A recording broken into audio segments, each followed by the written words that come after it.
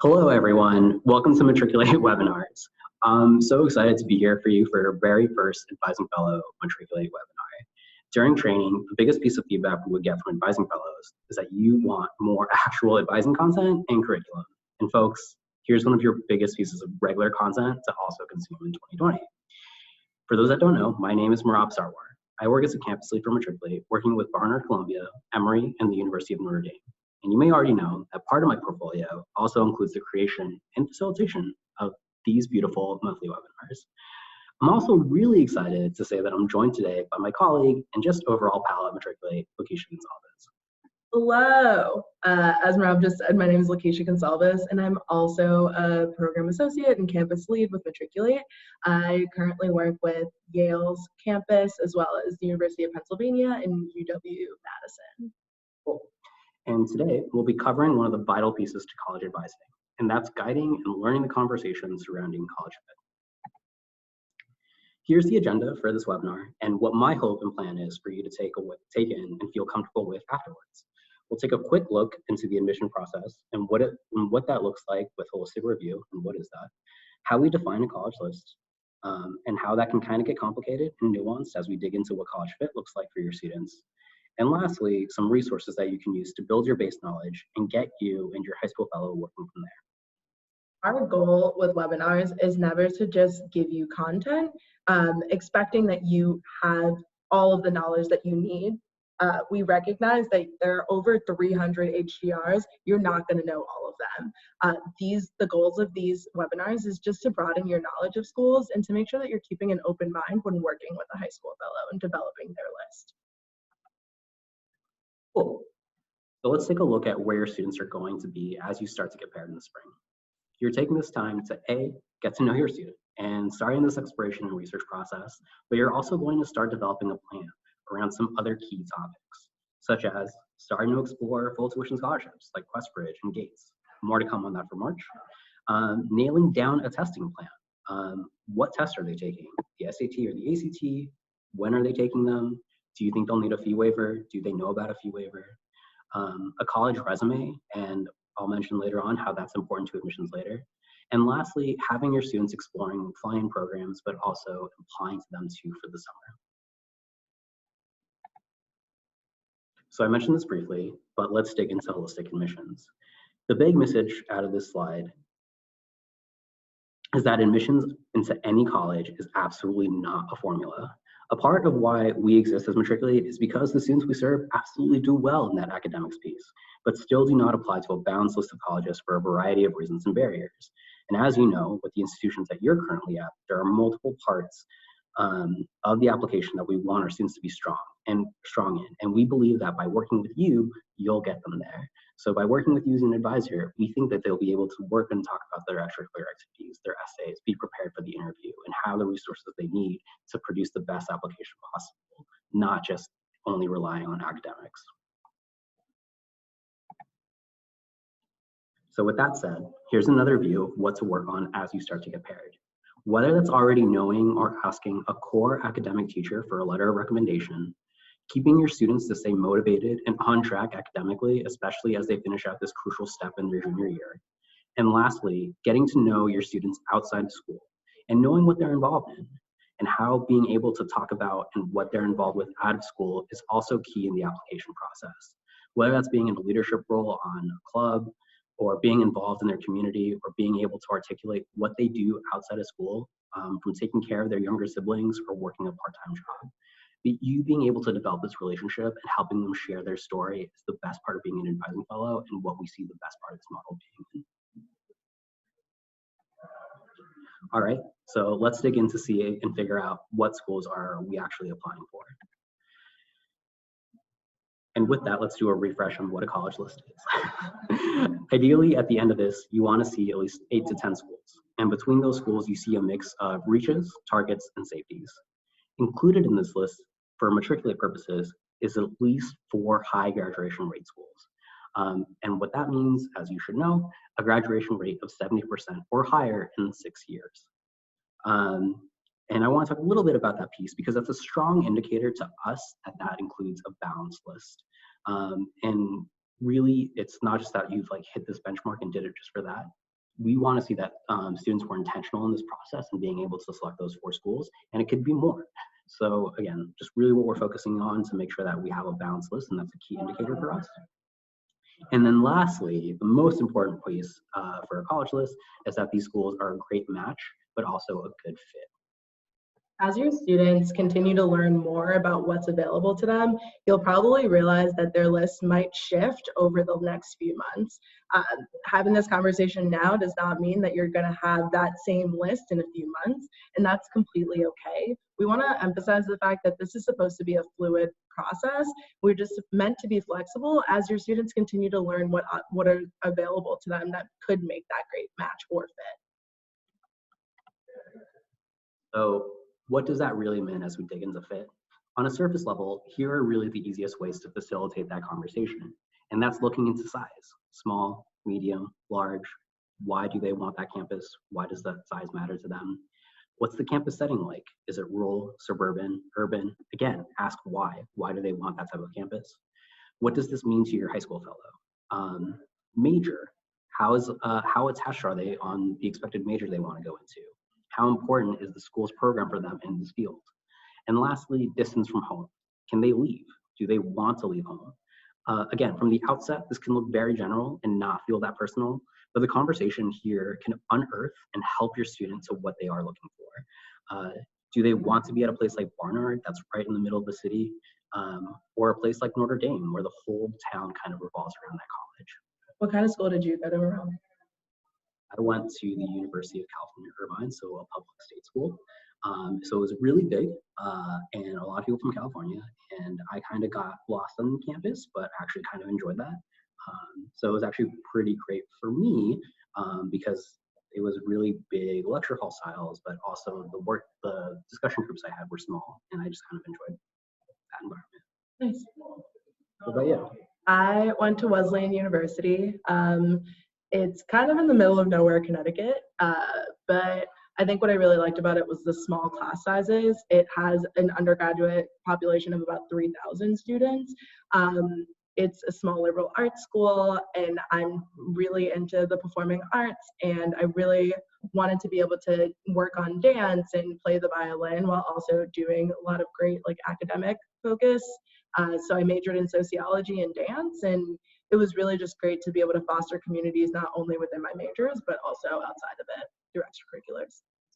Yeah. Oh, I'll take it. Thanks for sharing.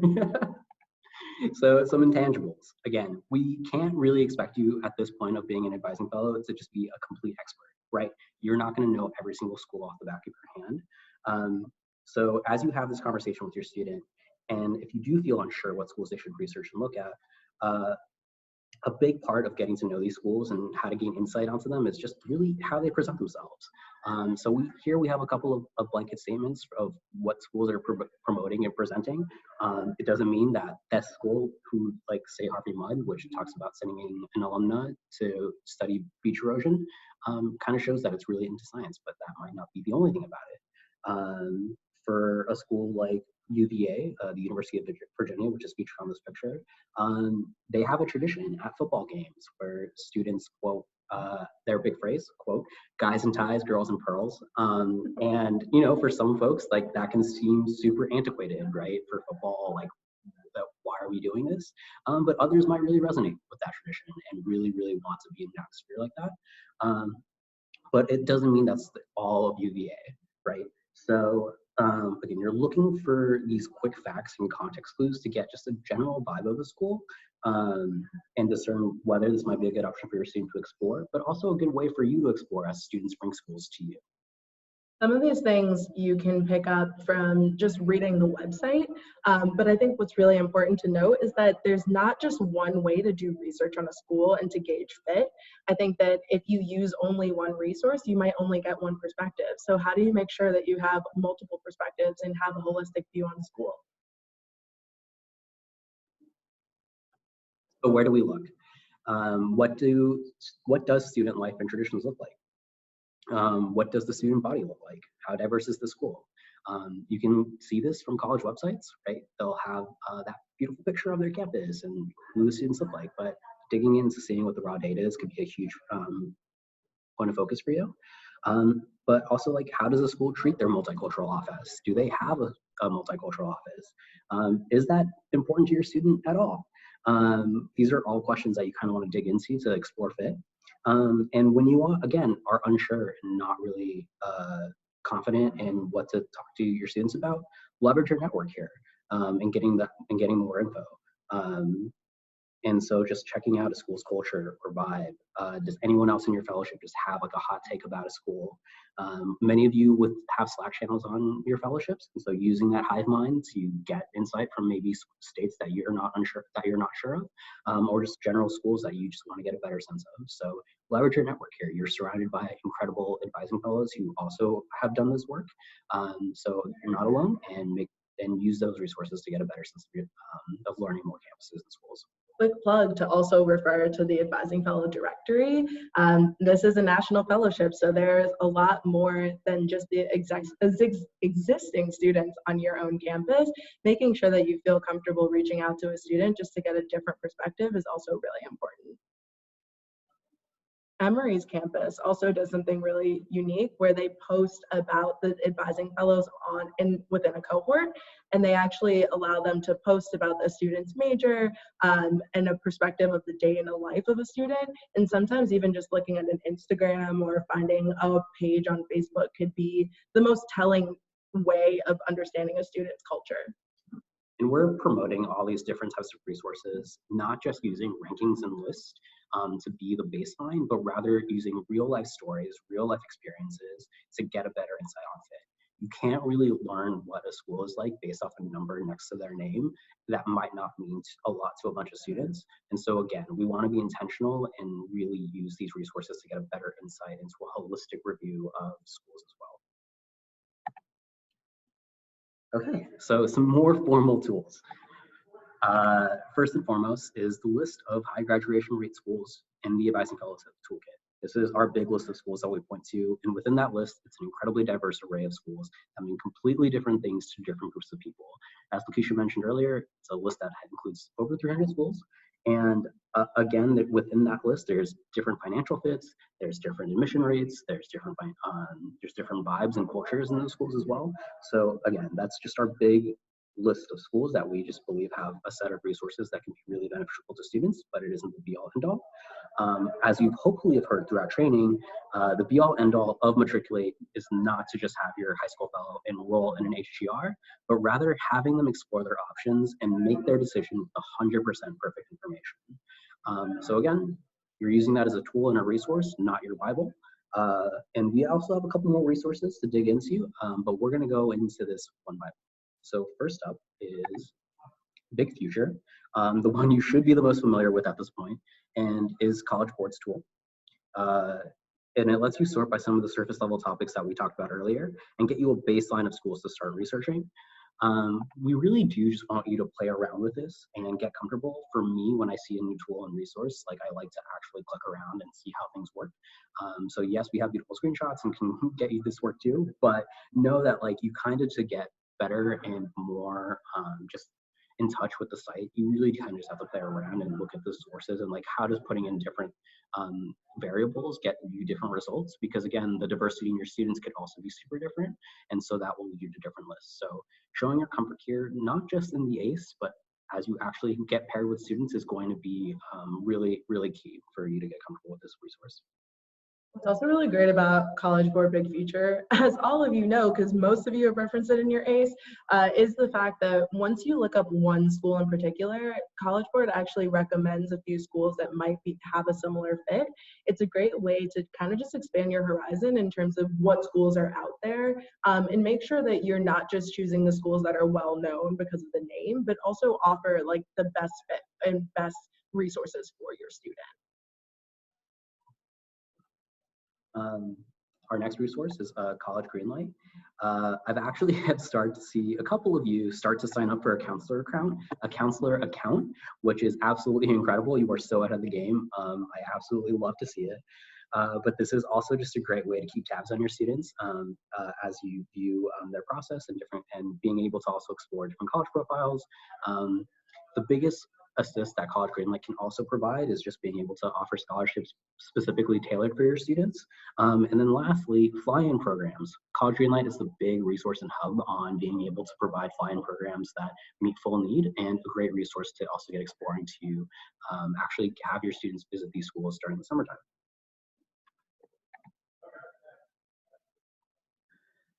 Next up is Scholar Matcher, which does let you filter specifically by HGR schools, but pretty much a student here can input their basic info, GPA, test scores, and you'll get a broad list of schools that match that academic profile. Again, this isn't a way to go like, hey, let me put my info in a Scholar Matcher and get a college list. You're using this resource as a way to kind of like get your bearings and just kind of understand like at a baseline, what can this do? And kind of understand like, okay, so in this area, here are the HGRs around here. So again, not your be all end all, but another tool in addition to the other ones that we're showing to kind of help you facilitate the conversation and help you facilitate starting, hey, what does it look like to actually start heading lists and doing more research on schools that it gets info about. Scholar Matcher also has a quiz once you log onto the page that actually asks a lot of the questions that you should be asking your student anyway, including school size and figuring out what statement best describes your student at this point in time.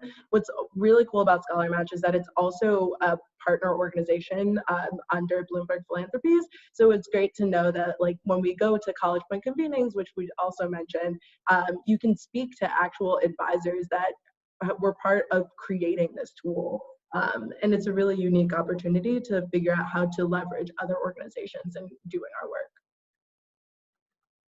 Next up is one of our full tuition scholarship programs. So QuestBridge, which many of you will be familiar with very soon, is a list of schools and that offer not just admission under the program, but also full financial acceptance based off a student's financial need.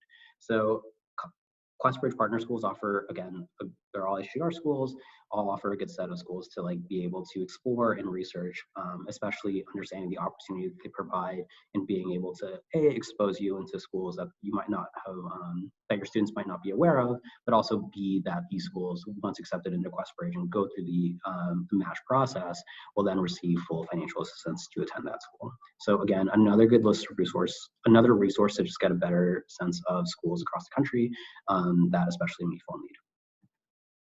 And lastly, one of my favorite resources is Colleges That Change Lives. Before I started working in college access, I had no idea about private local arts colleges and just the resources and opportunities that are there.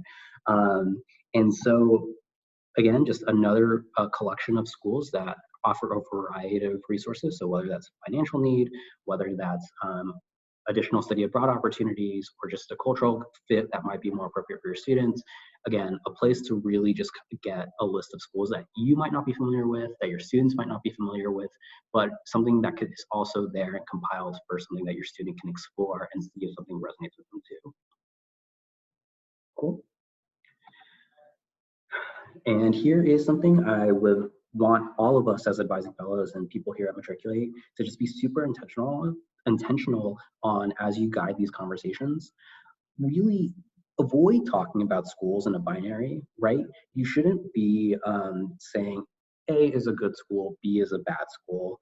We really want you to kind of start to take that out of your vocabulary.